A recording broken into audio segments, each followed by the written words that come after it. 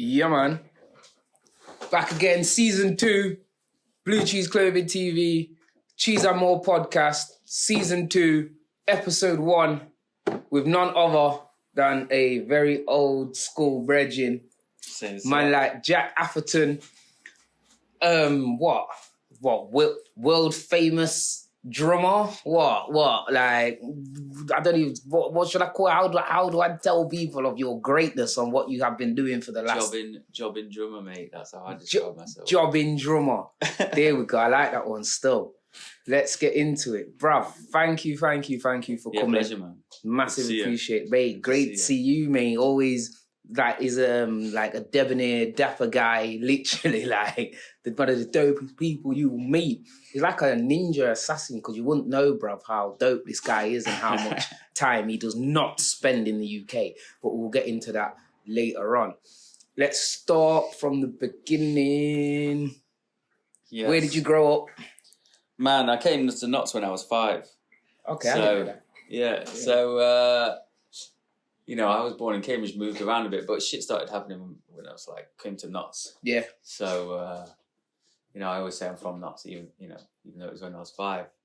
That was that standard group, you know, living in Woollerton with my parents, going to a nice primary school, and then just going to a pretty gnarly secondary school where we met. Yeah, gnarly's one word for it still. Like, no shit. I kind of but like, I like Mark Glenbach for what I learned lifestyle-wise. Yeah. But education got fuck all. Yeah, man. It's like this. Our parents would say, like, oh, you went to the University of Life. Yes, that's definitely what Glenbach was. I don't like to use that term, but that's what it was, isn't it? Yeah. It was like, no, if you want to go and, like, learn about people, there's a lot of talented people, not necessarily had a head start in life. Yep. But there's a lot of individuals. Teachers were very hands-on, weren't they? Because they had to be, because there were people that required a lot of attention. And therefore, you know, it's just not a sheltered existence, man. But that's like the only reason I play drums. Because free drum lessons. Yeah, look, see, how did you get it for free? So because no one else was listening. No, bruv, no. I had to pay, yeah. I was listening. No, bruv, I went to 2. Let's get this properly, yeah. I went to 2. It was me, you, I'm sure Chris. Yeah. Did it for a bit. But this was late, you see. This is when everyone... I think it was because I started playing drums, you see, and then people like you were like, what? How can I get on this? And that was by year 9. Yes. And it was like £4 something. Exactly. That, and then... Mum said no. Yeah, it was 15 minutes for free. So I got 15 minutes a week for free. And then by the time it was year 9 and people... because I think I played in an assembly. Yeah. People were like, what? You know, this dude's playing drums. You know, it's absolutely shit, but it doesn't matter. And then you had to pay. By the time some people... And a lot of people were just there to get out a lesson in it. Yeah, but at the same time, it was like kind of sick car. Yo, Jack's doing all right at it. Yo, I'm coming to do drum lessons. Yo, £4.20 a time. Nah. 2 lessons, Mum said no, bruv. Yeah. My little $2.20 a day. Yeah, man, that was the end of that. But like, look what you could have done, Mum. I could have been like Jack, bruv. I could have been doing the most, fam. You know, like, no one was watching. That was the other thing. It's I true. could keep it secret.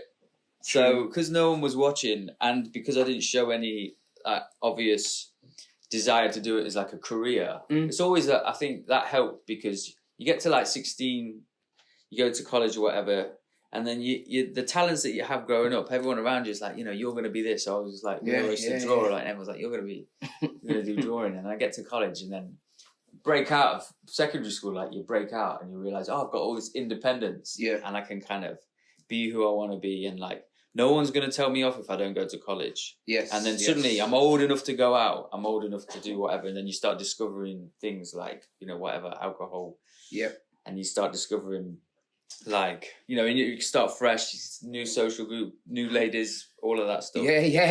And like, when after college, your parents are like, what the fuck are you going to do with life? And I was like, I'm not going to university. I've wasted 2 years at college.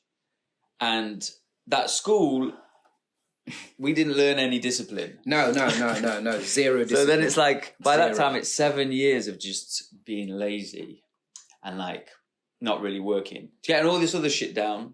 But, but you know, not really working. So I was, but college, I met a lot of musicians. Okay. And then I was like, music was like fucking, it was all about music. And I was like, I had 5 years of playing drums.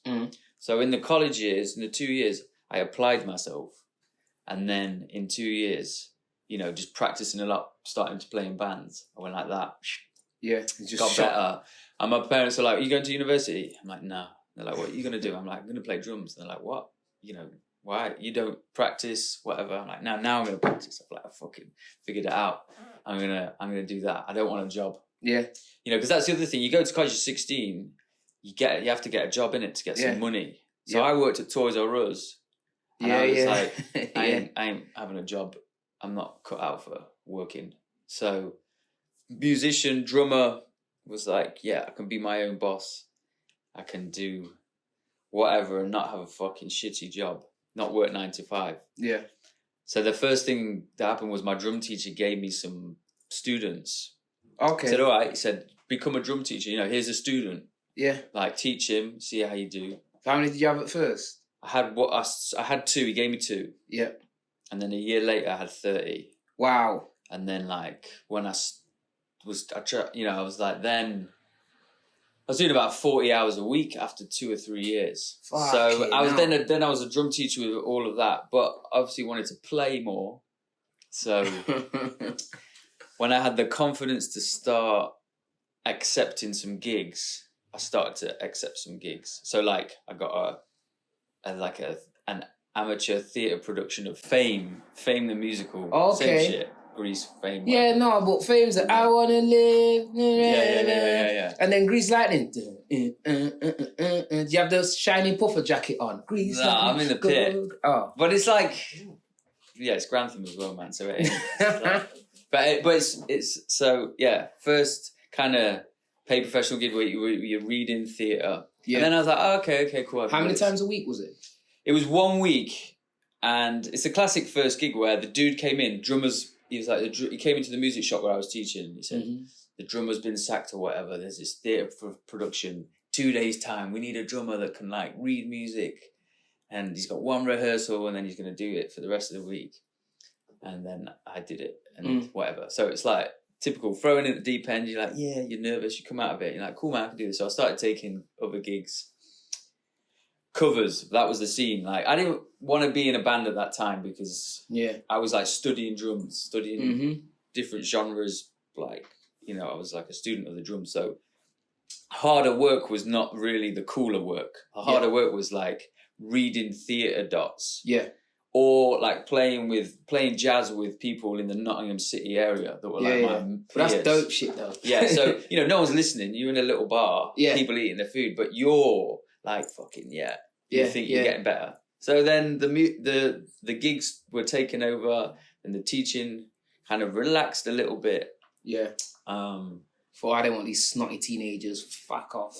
Yeah, well, I taught all types of people and I taught a load of amazing people, but definitely, kids weren't.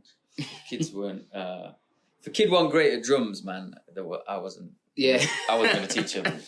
I was not like fucking a childminder. Yeah, they had to have special talent. I hear that. I think of myself in secondary, like, bruv, who's going to teach me drum? Like, do you know what I mean, bruv? I've got plenty of other things on my mind. Yeah, exactly, exactly. Well, So, eventually, some dude told me once, look, you don't go to London because all music. If you live in the UK, it's like musicians. If you want to make it, you go to London because it's the capital. Some dude was like, don't go to London until you've taken over your city. So, it was like, right. So I was in Notts, and I've got to be too busy in Nottingham or like outgrow Nottingham, for lack of a better term, before I do anything else. And then it's kind of happened is in the timing where I'm thinking, what shall I do next? This dude calls me and he's like, I'm representing this artist called Jake Bugg, who's just signed a record deal, and we need a band. Yes. He put in like an email, might be a bit of TV and radio and some tours. Yeah. So I was like, cool, man. Yeah, sweet. So I went to the audition and basically, it was got the gig. I was going to say, like, you're from Notts. Yeah, it worked out. People put my name forward because I was the young. I mean, I think there wasn't very many drummers that didn't look like under 40. Yeah, that could probably do the gig. Yeah. So I'm like the only young looking dude that can play with this. Did you still have curtains in? I didn't have curtains, bro. I think the curtains left in like 99, man. Sorry. Just in case I don't remember your jacket, man. Baiji back in the day, Palais and all that, bro. Oh sorry, my days. Sorry. Under 18s Palais, yeah, man. with like some naughty shirts that were too big. You know, the fashion back in the day, because this is the thing, man. Like I'm a big one for peer pressure, right? Yeah. I get influenced, man. So back in the day, you were already down. You had fresh garms and shit. You fucking, baggy yellow Wu-Tang. Well, yeah, there was Cole Carney days. What? Yeah. But I'm saying, but there was still this. There's still this ethic with the garms, right? It's like you're going out and you'd always, mate, you were ironing shit long before I was ironing shit. Yeah. Everything was you look stush. So I'd be there, boom, boom. But man, the shit just didn't fit quite right. Yeah. It's like... Yeah. No, sorry. What you said about peer pressure. All of that, basically, all of my issues are basically in the few years that we were like hanging out. Yeah, for real. Everything about like, where, when I've got to look good, man, keep it fresh. It's basically those few years where all you boys were on that. No, but one thing that did come out of it, the love for hip hop and rap. That was a big thing, wasn't it? There was like, we were collectors.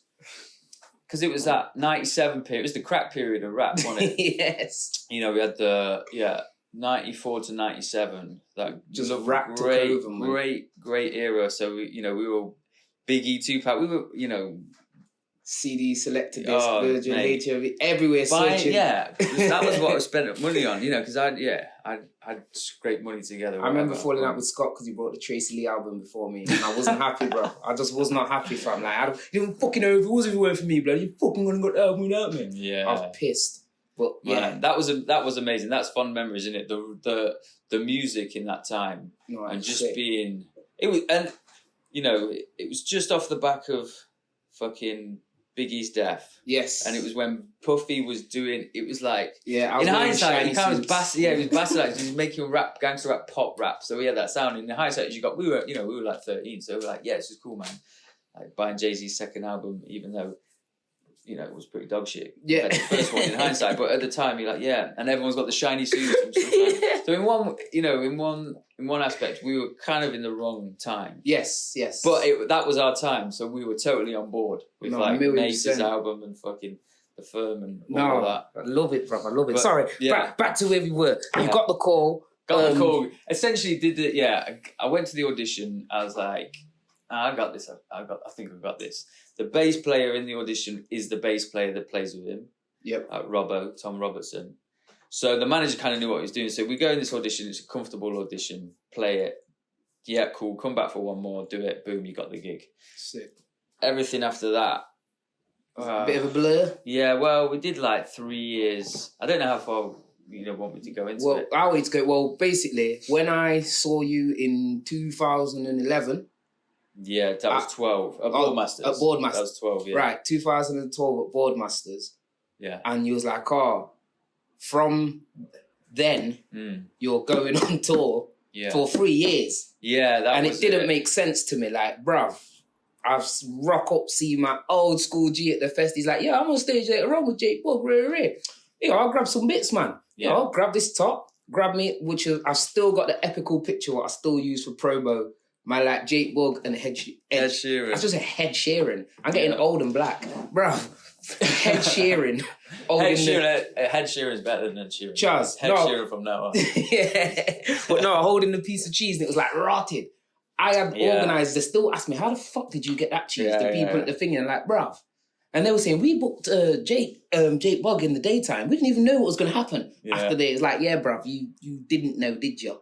Yeah, exactly. If you'd asked Jake to do anything like that, he wouldn't have done it.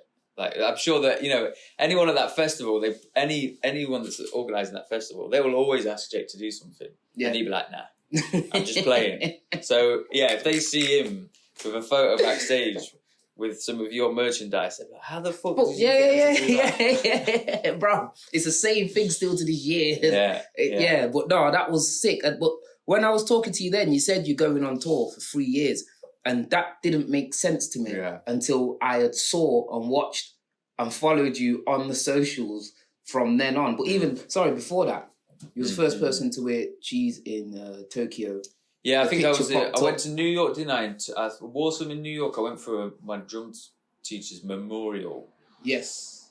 Was that the guy that used to look? I know you said before you spent a lot of time with one of your main idols. Yeah, he was like an old jazz drummer that was a good teacher. So he taught me on and off for like 8 years. And then when he died, because he was a prolific teacher, had a lot of great students that went on to be successful. So in New York, they had a memorial. Went over to that. And there was all these drumming cats and sick musicians there. But yeah, I was wearing cheese then. And then I think the year later, I went to Tokyo. And I was like, oh, no. I'd always take it as like, I'm going somewhere. I'm going to take the cheese. Monumental picture. Get a photo in a sick place like Times Square. Quite literally popped up the other day and say 10 years ago. Man was like, oh my days, look at him, he's so young. Oh my God. Yeah. Had hair and shit.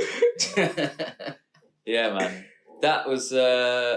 So yeah, the 3-year tour thing was funny thing. It's like it happens every so often where someone breaks and they just break mad. Yeah. Right? So this is what happens to Jake because of his sound. It's all timing.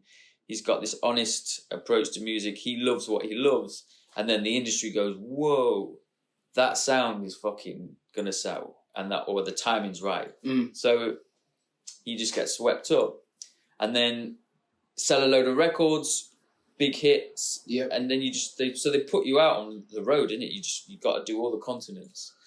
It's North America, South America, Japan, Australia, blah blah blah, and the record labels are like throwing everything at you because they want to see what they want to make as much money as possible.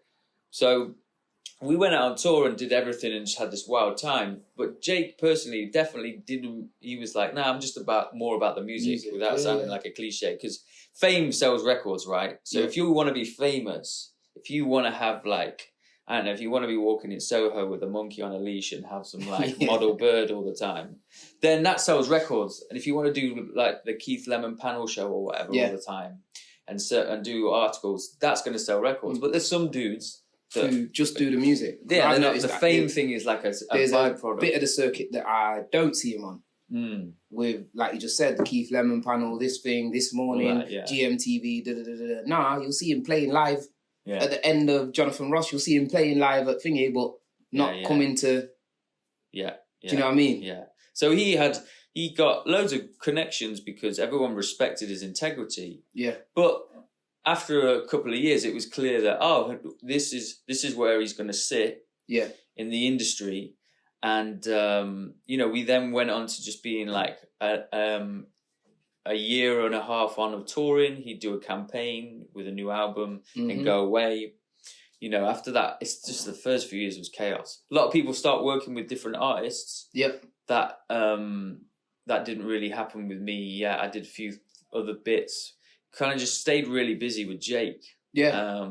Which is dope though. Yeah. It's to the craft. You're with the same set of people. Like, you lot know so you know how it's gonna go. Yeah. Like I've got to thank you for when if it wasn't for you, I most probably wouldn't have gone on to the tour with Nasty and Craig David.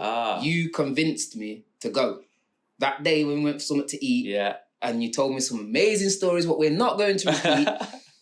And then, as we left the restaurant, saw the tour manager. And my man was like, and he said, he was debating not going. And the tour manager was like, mate, you need to go. It's going to be a life-changing experience. Make sure you go. And I was like, okay, my best friend from back in the day has just told me some amazing stuff about tour. Then we bumped into the tour manager in Vic Centre. I've forgotten about that. And he was like, you need to go. You need to fucking go. Has Jack told you what he did when he fingered? Has he told you? Remember? And I was like, okay, yeah, I think I do need to go. I think that was after... Yeah, so that was back... When was that? So... Because at the end of the 3-year tour that I did with Jake, so we had 2015 off. And that's probably when we were talking. I came back to Knots, we had some time to reconnect and stuff like that. But yeah, the last part of that 3 years tour, like I was the one that the managers had to sit down and be like, yo, You just need to like rein it in a bit, and just like yes, I think that was a Glenn Bott in you, bruv.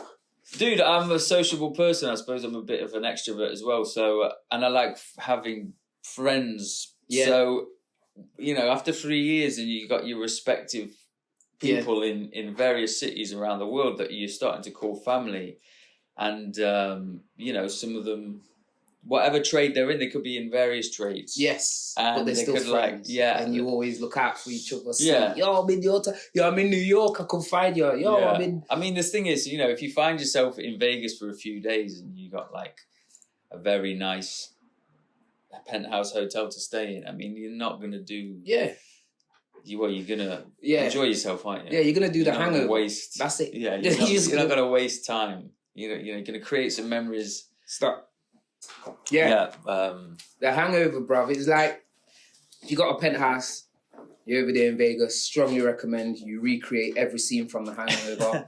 Man like Jack got punched by Mike Tyson. Stole his tiger. You get me? Stole a baby. Did all sorts. No, not really. We don't condemn that shit. But no, it sounds sick. Now, whilst you're over there in America, there was a picture that I saw what I was very concerned about, because it was just you and Nicole Scherzinger, like your faces. Imagine that's her face. Their faces are like that, bruv. It was very close, and it's like, bruv, that's my old school brethren, fam. Like, nah, blood. How? Nicole. Yeah. What? Tell me how? Like. What? Well, look, it's just band. That's got nothing to do with me. The association of the wee bugman in it. I'm. He's the artist and he's a drummer. Therefore, like I always call myself a window shopper. Yeah. So it's like it's not my world. It's not. I'm not involved in the celebrity world. Yeah. But you got 1 foot over the fence and you're there. And if Jake wanted to, if he was asked to do something, asked to go to a party, he's not really bothered about that. He's like, he's got his friends and that so on. He's definitely not like a fame grabber. Yeah. But sometimes, if it forms a relationship, it's a real relationship. So Nicole was, they'd been hanging out and so on. So she came to some shows and so on. So sick. So that was, that was it. And it's just like, hey, can we get a picture? And it's like, okay. Yeah, there's people that come. But like her face was so close to yours, bruv. She seemed very inviting. And is her skin as soft as it looks? Man. Yes, lovely. Oh, bruv. Dude, it wasn't like that, man. Obviously, no. I get friend zoned straight away, and it's the mate. Yeah, like, okay, like a ladder. Same that, man. I get lovely. Yeah, I get you. It was just like, I could not believe it, bruv. And then another picture, what I saw, and it was like, bruv, you had the picture with Buster.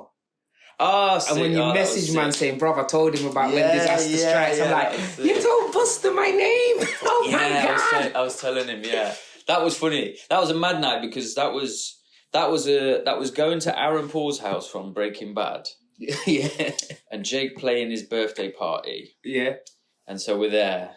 And then, but my mate, because it was LA, so there was lots of friends, and so one of my boys, Chris, he's like, dude, you at Aaron Paul's house? Well, we're going to go to One Oak. It was a new club, One Oak. So it was like, Jay-Z and Drake are DJing. So you go to One Oak, and so I'm with and then I see Buster. So I'm like, I've got to speak to him. And because some of my mates, they were instantly like, because I was at those times in LA, it was just boozing, so pissed up Englishman in it. But my friends would luckily be like, yo, this is a legit dude. He might be a bit excitable, but that's why we hang out with him, because he's fucking wild. So Buster, he's a legit dude, had shows. So then Buster was lovely, and I was just like, dude, when disaster strikes, me and my mate, man, fucking changed our lives. We're like, 13, 14.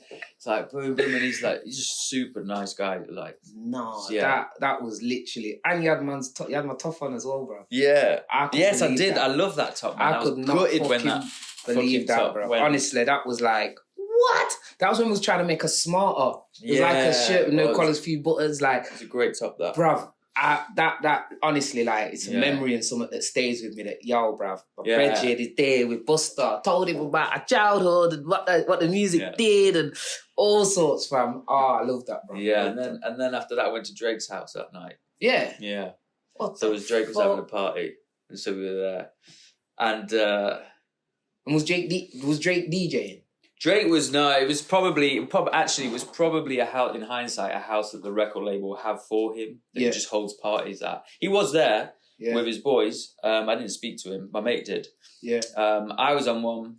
There's like another legendary story that's like this gone. Like I don't even know if I want to say, because I don't know what's true personally, because I can't remember. But some people say I was pissing in his pool. And some people say I was spat in his pool, because there was this LA chick that was obviously being this superficial fucking like, who the fuck are you, okay? Yeah. And I'm like, you don't know who the fuck I am. I'm like pissed up, like, I'm fucking, I'm from nuts, you don't know, I mean, yes. And then, so I've either pissed in this pool or spat in this pool. Yes. But in anger for the woman, not this. But it's an infinity pool, and then I thought it's more Holland, like up in the hills. So I fall off the infinity pool into some shrubbery in the Hollywood Hills, and I get pulled out, and then we're out. Yes. That was that. Yo, sick, bro. That was Drake's house. Yes, fam. Someone's done it. Someone's done it. I fucking know I'm gassed, bro. God, that would have been me, blood. Remember, you want to Jake a bit, and the 20-year-old Jay went into that, man. I was like, come on, man, let's go, Jake. In fact, Jake was there, I think. Yeah, but he definitely, that wasn't his vibe. You know, he was just chilling out. Chill, usual, very chilled, very chilled guy. Is that like the rest of the band? What's the rest of the band like? Is anyone else when it's like time to turn up? Dude, I think Robbo and Jake were kind of more chill. Mm. I just wanted to live it. Yeah. Going around the world for technically free, getting paid for it. The crew, I'd say that crew guys, so you have backline dudes. Yep. Someone who looks after your drums, guitar, whatever. Those boys have to be experienced. They have to have a big CV. They have to be very good at their job. Mm-hmm. So we're like young pups. You go out on tour, and your crew have been working with everyone, and they've got stories for days. And that's the other thing. They've got stories, so then you're like, well, I got to make my own stories. I'm one of them. So, but me, the guitar tech would always be up for going wild. But yeah, definitely crew guys. Crew guys have got some pretty legendary stories. They know how to go hard. Yeah, man. So you see, the other thing as well, what we have to talk about, bro, is your time in Tokyo. What draws you? Like, you don't live really in the UK. No. Most of your time is spent. So yeah, I moved to Tokyo, 2.5 years ago. What attracted you? What made you be Tokyo Jack? Well, please tell me. It's well lame.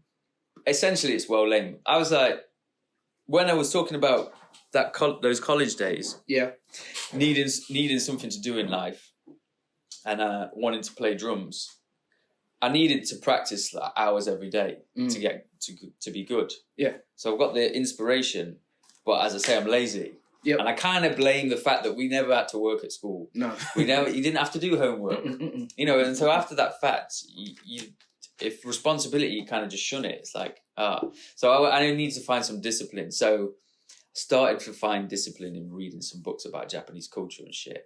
Because they have that Bushido thing, and you got these hardcore samurais that are like fucking cutting open their own bellies for their honor and shit. But they have this discipline, like stoic, work hard. So that was kind of building up. And when I started going to Japan, first for holiday, when I took that cheese t-shirt photo, and then the next year for tours, it was like fucking amazing. Everything I thought it would be, and it was just when I was there, man, you just felt like on it, like at home as well. Then, totally felt at home. Yeah, and then I'd do a tour and then stay for 2 weeks. Yeah, or you'd work all year. And then I'd be like, right, I'm not going home. I'm going to Japan for a month. So, yeah, and just continuing tour life, but just on holiday. But mates were like, you should move here. People in Japan. I was like, no, it's too sick. If I move there, the cracks will show or whatever. So it was always be my escapism. Yeah. Where I go to just go on my own and just chill out. But obviously, shit escalates, and after like. About 3 or 4 years ago, I was like, do you know what? Fuck it. I'll try and move there. It's really hard to move there as well. They're really strict with immigration laws and shit like that. So when I decided to move, then it was just like a snowball effect. The ball was rolling, and then I move. I'm like, shit, I'm in Japan. But it was the best thing I ever did, because just like, it's a sick place. Still every day I love it. And you got a new challenge. I had to go and start again as a musician. So it's like starting again at like 20. Yeah. So it's a new challenge. There's a totally different culture. I've got to learn the language. Yeah. I've got to try and make it as a drummer in Tokyo. But I've got this regular job, luckily, with Jake back home, and I can kind of continue traveling for that. So, like, being based in Tokyo, going out on tour, managed to make that work. Very lucky to keep the Jake gig. Yeah. Because, some people wouldn't, but this is why it's more like a kind of family. Yeah, you can tell that, like, all of you like are mates and you gel well together, because you're always, do you know what I mean? It's the same crowd, same people all the time. I've never seen like a room of you lot with like 20 other extras, or it'd be awkward. Man could just jam. Then it's like when I see you over there in Tokyo, certain videos, if you're drumming or someone else is on the guitar or whatever, it's like family, bruv. Like you're back there with your people. You get me? You got your other mate. Is it one of the twins who go back out there? Who's part of another band? Oh, Scott Briggs. yeah. So, because Scott was another, he was touring with his punk band that were big in Japan. So before I was going to Japan, he would do these little punk tours and he'd come back and just tell me loads of amazing stories, And he introduced me to a lot of my friends. Yeah. Because there's a part of Tokyo which is like a music town, and there's lots of punks and lots of, underground legendary punk bands, and they were all Scott's mates. So I go to Japan and he's like, here's all my boys. Yeah. And my first group of mates end up being these like old school legendary punks and just a load of crazy motherfuckers. Yeah. A lot of drink over there as well. A lot of booze, these tattoo yakuza fucking punk loving musicians. Yeah. Sick. Yeah. When will we be going back? I go back in September. Okay, got your date ready. Dude, I probably, my flight's going to move. I don't do it. But at the moment, like end of September, 20th of September. But probably some more work will come in. Obviously, COVID, there's no point in going back to quarantine for 2 weeks and then come back straight away for a gig. I've been back all summer since June, which is... it'd been a year since I'd come to Knots because of all the shit. So it's nice to be back. I was ready to come back. No, I hear that. I bet family, I bet mum's buzzing. Pops is buzzing. I bet they're buzzing to have you back. I don't know, man. Me, come on, bruv. Dude's halfway across the world every 2 minutes, for God's sake, bruv. Charles.